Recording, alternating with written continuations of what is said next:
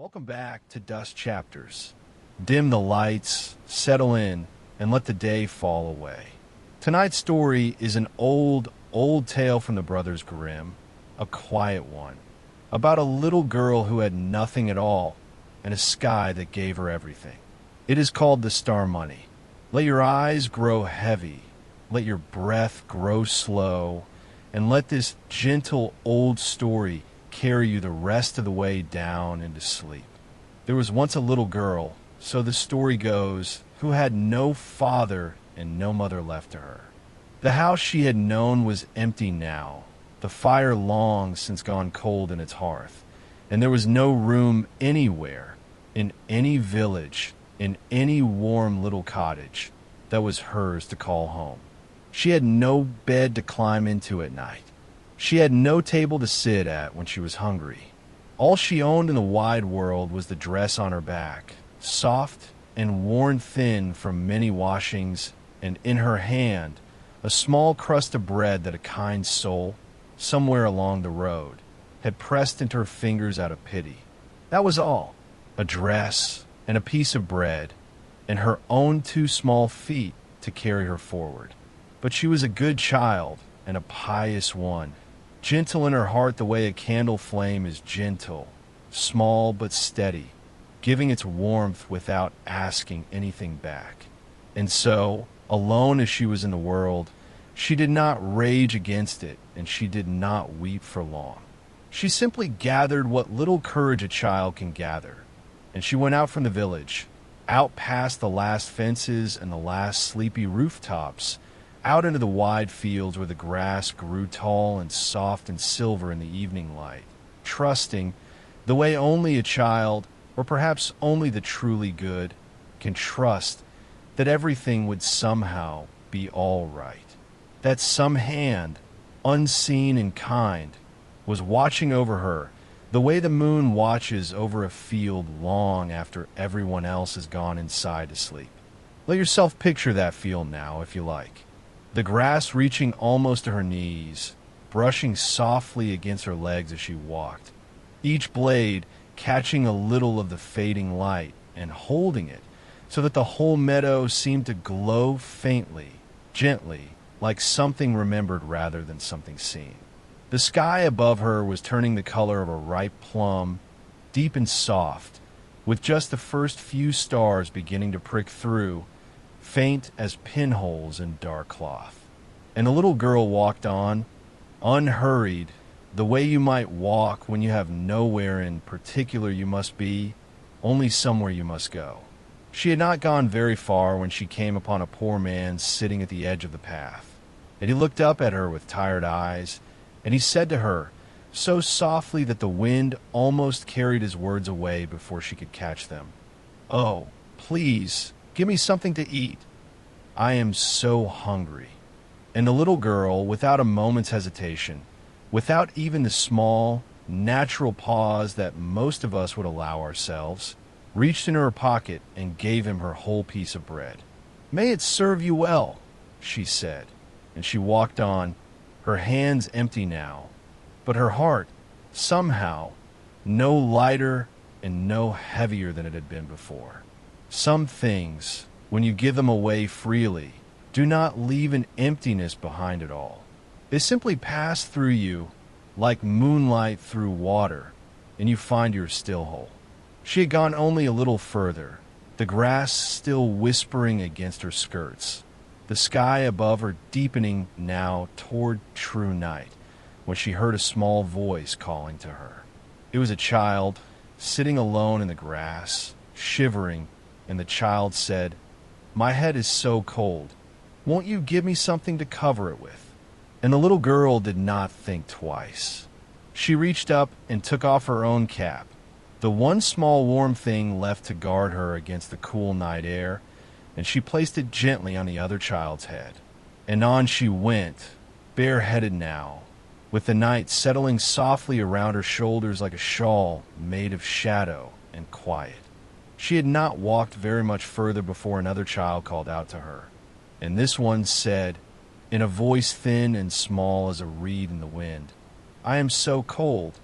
I have no jacket. Won't you give me yours?"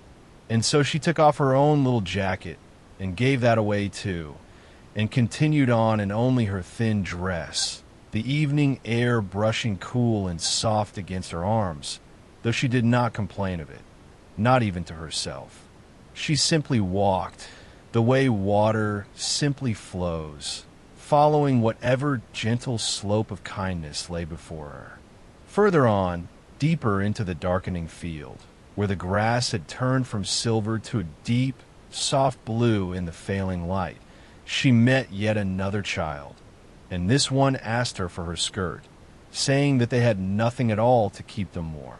And she gave that too, without a word of complaint, folding it gently and placing it into the other child's waiting arms, the way you might tuck a blanket around someone you loved, someone you wanted to see sleep peacefully through a long, cold night. And so she went on, lighter now and softer, wearing only her chemise, the plain undergarment that was truly all she had left. The stars above her had come out fully now, scattered thick and bright across the deep violet sky. More stars than she had ever taken the time to count, each one steady, each one patient, watching her small figure move slowly through the great dark field like a single candle carried carefully across a vast, quiet room. At last, just when it seemed there could be nothing left in the whole world for her to give, she came upon one more child, standing quietly in the grass. And this child, too, asked her for something, this time for her chemise, the very last thing she wore.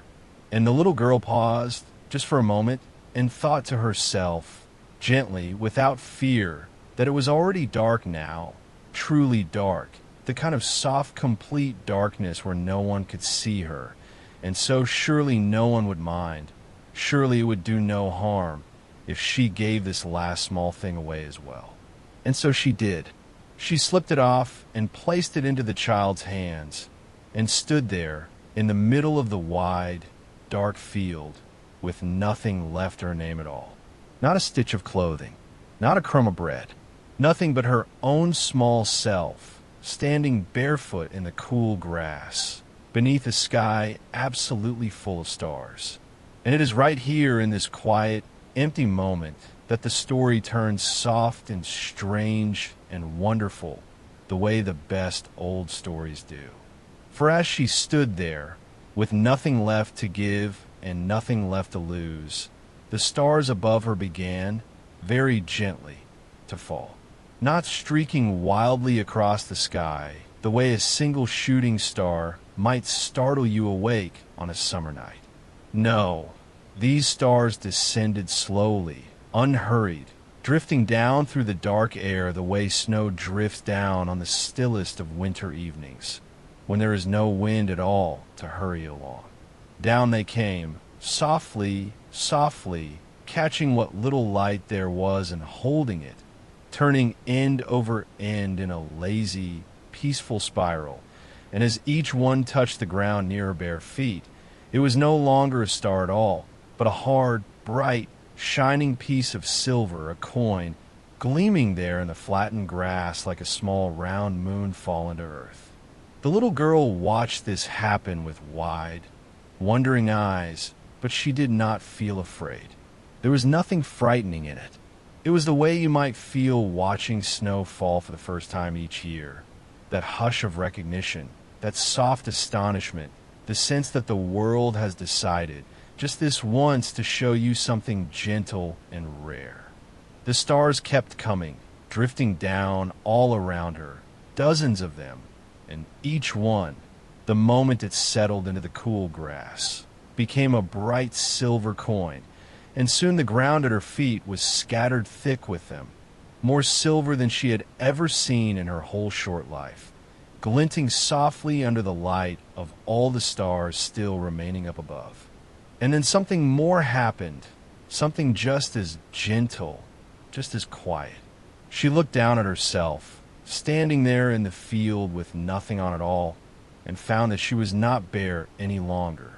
Somehow, without her quite noticing the moment it happened, she was wearing a new chemise and it was the finest, softest linen she had ever felt against her skin, whiter than milk, smoother than still water, as though it had been woven not by any human hands but by the moonlight itself, patient thread by patient thread, over the whole slow course of the evening. It fit her perfectly, warm and light all at once, the way a blanket feels when someone who loves you has just tucked it around your shoulders. She knelt down then, slowly, carefully, in the soft grass, and began to gather up the silver coins, the star money, cupping her hands and drawing them close, and there were so many of them that soon her small hands could not hold any more. And do you know, dear listener, that this quiet, generous child who had given away every single thing she owned to strangers who asked for it, who had walked barefoot and bareheaded through a whole cold evening without a word of complaint, was rich, truly rich, for every single day of the rest of her life. Let that settle over you for a moment, the way the stars settled over her. There is something in this old story, something that has been passed down through so many quiet nighttime tellings, about how the world does not forget a gentle heart, how what we give away freely without counting the cost, without holding anything back for ourselves, has a way of returning to us transformed, softened, multiplied, the way a single small kindness might ripple outward and outward across a still pond until you can no longer see where it began. The little girl gave away her bread and was fed by starlight. She gave away her clothes, one gentle piece at a time, and was clothed again in something finer than she had ever known. She gave until there was nothing left of what she had, and found, in that emptiness, that the whole sky had been waiting to fill it. Picture her now, if you can, still kneeling there in the tall grass, her new white chemise glowing faintly in the dark, her small hands in her lap, and the ground all around her scattered with soft, shining silver. Picture the last few stars still drifting down, unhurried, taking their gentle time, as though the sky itself were in no rush to finish this small, quiet miracle. Picture the field settling in a deep night around her, crickets singing low in the grass, the air cool and still and kind. She would gather every coin before the night was through and carry them home in the folds of her new linen gown, and never again would she know the particular ache of hunger or the particular chill of a night with no roof above her. She had given everything away, and the sky had simply, patiently given it all back to her, and more besides. And that is the story of the star money, as it has been told quietly for a very long time in houses much like this one, to listeners much like you, drifting now towards sleep. Let the last of those silver stars fall slowly through your mind as you rest. Let the field grow quiet. Let the grass settle. Let the little girl's small, warm ending be the last bright thing you carry with you tonight. There is nothing more to do now, nothing more to hold on to. Just the dark, soft and kind, and the stars turning gently overhead, and the whole night settling down around you like a blanket someone who loves you has just tucked into place. Sleep well, dear listener. Thank you for spending this quiet evening with Dusk Chapters. Close your eyes now and let everything else fall away. We'll be here again next time with another old story to carry you gently off to sleep. Good night.